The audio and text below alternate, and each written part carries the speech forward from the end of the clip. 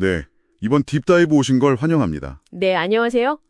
오늘 저희가 같이 들여다볼 자료는 태웅, 종목 코드 044490이죠. 이 투자 분석 보고서입니다. 아, 네, 그 보고서군요. 이걸 보면서 좀 흥미로운 질문이 생기더라고요. 뭐랄까, 태웅을 그냥 예전처럼 철강 실황 따라가는 회사로 봐야 할지. 그렇죠. 아니면 뭐랄까 미래 에너지 전환의 핵심 공급자, 이런 완전히 새로운 시각으로 접근해야 할지? 맞아요. 보고서는 확실히 후자 쪽이죠. 해상풍력, 또 SMR, 친환경 선박, 이런 거대 성장 산업들의 중심에 선 기술적 관문 기업이다, 이렇게 평가하더라고요. 네, 그 주장이 타당한지 한번 좀 자세히 파헤쳐볼 필요가 있겠습니다. 좋습니다. 그럼 우선 태영이 정확히 뭘 하는 회사인지부터 좀 짚어주시죠. 1981년부터라고 하던데요. 네, 그 자유형 단조라는 분야에 아주 특화된 기업입니다. 한 우물만 팠다고 할 수 있죠. 자유형 단조요? 이게 그냥 뭐 쇠를 두드려서 만드는 거랑은 좀 다른 건가요? 아, 네. 많이 다르죠. 단순히 망치로 치는 수준이 아니라 아주 거대하고 또 형태가 복잡한, 그러니까 비표준 부품들을 만들어내는 기술이에요. 아하, 대형이고 복잡한 거요. 네. 그래서 뭐 15,000톤급 프레스 같은 어마어마한 설비가 필요하고요. 또 오랜 기술 축적이 있어야 해서요. 아, 그러니까 아무나 쉽게 들어올 수 있는 시장은 아니겠네요. 진입장벽이 높군요. 네, 맞습니다. 상당히 높다고 봐야죠. 근데 그렇게 만든 부품들이 그럼 구체적으로 어디에 쓰이는 건가요? 그게 중요할 것 같은데요. 네, 그게 핵심입니다. 매출의 거의 절반, 한 47% 이상이 풍력 발전 쪽에서 나와요. 풍력이요? 아, 요즘 많이 얘기하는 해상풍력 이런 쪽인가요? 네, 맞습니다. 특히 해상풍력이요. 그 엄청 큰 풍력 터빈의 중심축 있잖아요. 메인 샤프트. 네네, 알죠. 그리고 그 타워를 연결하는 타워 플랜지. 이런 핵심 부품들이 주력 제품입니다. 와, 진짜 핵심 부품들이네요. 그렇죠. 특히 그 14메가와트와 15메가와트급 초대형 터빈용 부품은 국내에서는 태용이 유일하게 생산 가능해요. 정말요? 국내 유일? 네. 그래서 지멘스 같은 글로벌 탑티어 기업에 직접 납품하고 있습니다. 이것만 봐도 기술력은 뭐 인정받았다고 할 수 있죠. 와, 정말 그 친환경 에너지 전환의 최전선에 있는 거네요. 그런데 보고서를 보니까 풍력 말고 또 다른 핵심 축으로 원자력, 특히 그 SMR을 굉장히 강조하던데요. 네, 맞습니다. SMR, 소형 모듈 원전이죠. 이 분야도 아주 중요하게 보고 있습니다. 세계 최초로 상업용 SMR 프로젝트에 핵심 부품을 공급했다. 이 내용이 되게 인상 깊었어요. 네, 그 캐나다에 있는 300메가와트급 프로젝트 말씀하시는 거죠?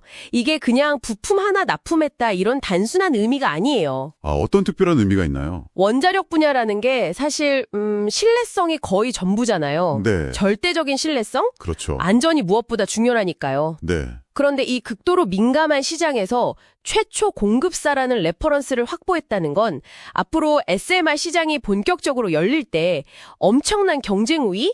뭐랄까 강력한 진입장벽을 이미 쌓았다는 뜻이거든요. 아, 일종의 선점 효과 같은 거군요. 그렇죠. 루마니아 원전 프로젝트 계약도 따냈고요. 그리고 또 사용 후 향연료 보관 용기, 캐스크라고 부르는데 그 시장 진출도 지금 준비하고 있습니다. 그렇군요. SMR 쪽 잠재력이 상당해 보이네요. 그리고 또 전통적인 캐시카우라고 할 수 있는 조선 분야도 빼놓을 수 없겠죠. 매출의 한 18% 정도 차지한다고 하던데. 네, 조선 분야도 중요합니다. 여기가 요즘 그 LNG 선박이나 암모니아 추진선 같은 친환경 선박 발주가 늘면서 다시 좀 호황이거든요. 아, 그럼 여기서 벌어들이는 현금이 풍력이나 SMR 같은 신사업 투자를 좀 든든하게 받쳐주는 그런 구조인가요? 정확합니다. 그런 선순환 구조가 만들어지고 있는 거죠. 듣고 보니 이 사업들, 그러니까 풍력, SMR, 그리고 친환경 선박까지 뭔가 공통점이 있는 것 같은데요. 네, 어떤 점을 보셨나요? 다들 뭔가 극한 환경에서 사용되는 부품들이잖아요. 엄청난 압력이나 뭐 그런 걸 견뎌야 하는. 네, 맞습니다. 바로 그거죠. 극한 환경에서의 절대적 신뢰성. 이게 바로 태웅이 시장에 제공하는 핵심 가치라고 할 수 있습니다. 아하. 그래서 단순히 쇳덩이를 가공하는 제조업체가 아니라 이 신뢰성이라는 기술을 파는 기업으로 봐야 한다. 이런 이야기입니다. 네, 기술력은 확실히 인상적인데요. 그럼 이제 숫자를 좀 볼까요? 실적으로 어떻습니까? 보고서를 보니까 2023년 영업이익이 전년 대비 엄청나게 뛰었던데요. 네, 그 부분이 상당히 극적이었죠. 2022년에 영업이익이 29억 원에 불과했는데 2023년에는 매출은 비슷했는데도 불구하고 영업이익이 395억 원으로 폭증했어요. 와, 10배가 넘게 뛰었네요. 이게 뭔가 좀 구조적인 변화가 일어나고 있다는 신호로 봐도 될까요? 네, 보고서 분석도 그렇습니다. 일시적인 현상이 아니라 구조적인 수익성 개선이 시작되었다. 이렇게 보고 있어요. 그럼 이 좋은 흐름이 계속 이어질 수 있을까요? 2024년 전망은 어떤가요? 2024년은 사실 약간 숨고르기 국면으로 예상됩니다. 영업이익 한 228억 원 정도요. 하지만 중요한 건 재무 구조가 계속 튼튼해지고 있다는 점이에요. 부채 비율은 올해 말이면 34%대까지 낮아질 것으로 전망되고요. 재무 건전성은 좋아지는군요. 네. 그리고 현재 주가 순자산 비율, PBR이라고 하죠. 이게 1.1배 수준인데 이건 뭐 역사적으로 봐도 상당히 낮은 수준입니다. 저점 부근이라고 할 수 있죠. 아, 그럼 밸류에이션 측면에서는 좀 매력이 있을 수 있겠네요. 그렇죠. 그리고 증권가에서는 본격적인 성장은 2025년부터 다시 시작될 걸로 기대하고 있습니다. 영업이익 435억 원 정도 예상하는데요. 어떤 근거로 그렇게 보는 거죠? 몇 가지 모멘텀이 있습니다. 우선 풍력타워 플랜지 생산 능력을 한 20% 늘리는 증설 효과가 내년부터 본격적으로 나타날 거고요. 네. 그리고 영구 노폭 해상풍력 같은 대규모 프로젝트 매출이 이제 반영되기 시작할 겁니다. 또 SMR 부문 매출 비중도 꾸준히 늘어서 2026년에는 한 16%까지 확대하는 걸 목표로 하고 있어요. 수익성 개선이 계속될 거라고 보는 이유가 또 있을까요? 아, 그게 중요하죠. 단순히 물량만 늘리는 게 아니고요.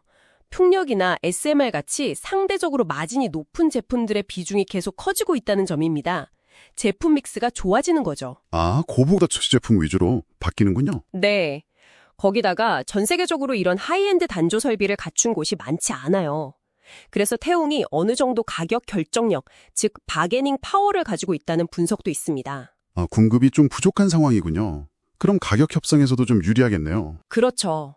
그래서 개선된 수익성이 앞으로도 상당 기간 유지될 가능성이 높다. 이렇게 보고 있는 겁니다. 결국 정리해보면 이 보고서는 태웅을 해상풍력, SMR, 그리고 조선업 슈퍼사이클이라는 이 세 가지 메가 트렌드의 수혜를 동시에 누릴 수 있는 기업으로 평가하는 거군요. 네, 맞습니다.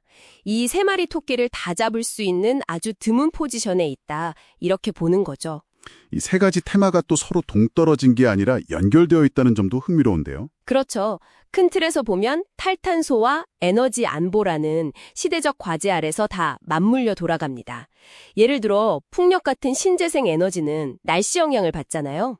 간헐성이 있죠. 네, 바람이 안 불거나 해가 안 뜨면 발전을 못하니까요. 그걸 이제 안정적인 기저전력 역할을 할 수 있는 SMR이 보완해주고 또 그렇게 생산된 청정에너지를 운송하는 데는 친환경 선박이 필요하고 이런 식으로 서로 연결되는 거죠. 아, 그렇군요. 서로 시너지를 내는 구조네요. 네, 태웅은 이 세 분야 모두의 핵심적인 기술과 부품을 공급하니까 한쪽이 조금 부진해도 다른 쪽에서 받쳐줄 수 있고 또 동시에 성장할 때는 시너지를 크게 낼 수 있는 그런 독특한 위치에 있다는 분석입니다. 물론 투자라는 게 항상 좋은 점만 볼 수는 없겠죠. 고려해야 할 위험 요인들도 있을 텐데요.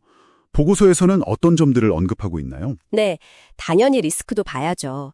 긍정적인 시나리오로는 말씀드린 것처럼 대규모 SMR 주기기 수주가 나온다거나 혹은 미국 해상풍력 시장 진출이 가시화되는 것 등을 기대해 볼 수 있겠고요. 반대로 좀 우려되는 부분은요.